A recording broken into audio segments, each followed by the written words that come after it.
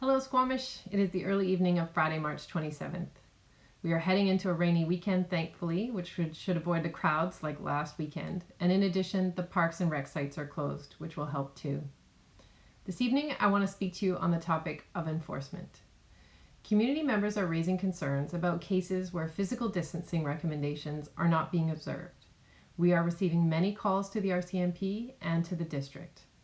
Physical distancing, remaining 2 meters or 6 feet apart from one another, is being championed by our public health officials as one of the primary ways to prevent transmission of COVID-19.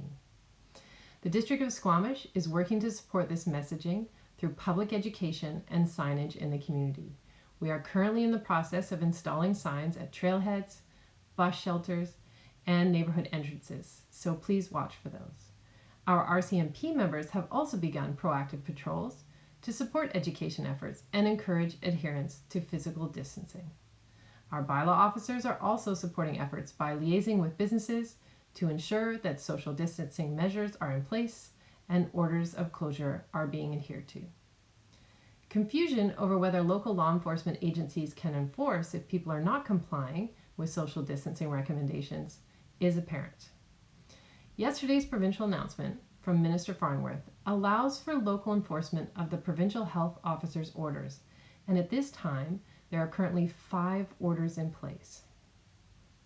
Critically, the only order for physical distancing specifically relates to mass gatherings of groups of 50 or more people, which means for us, enforcement of smaller groups of people is not possible under the minister's orders.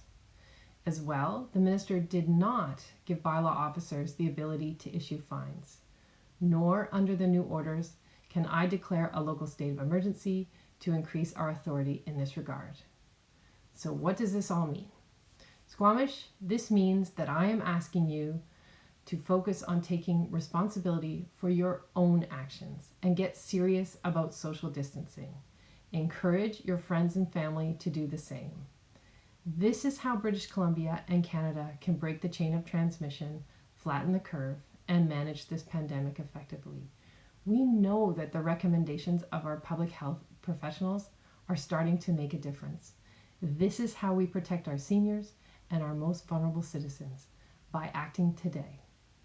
Stay healthy, keep your distance, wash your hands, be kind, and help others. And most of all, have a great weekend. Thanks, Squamish.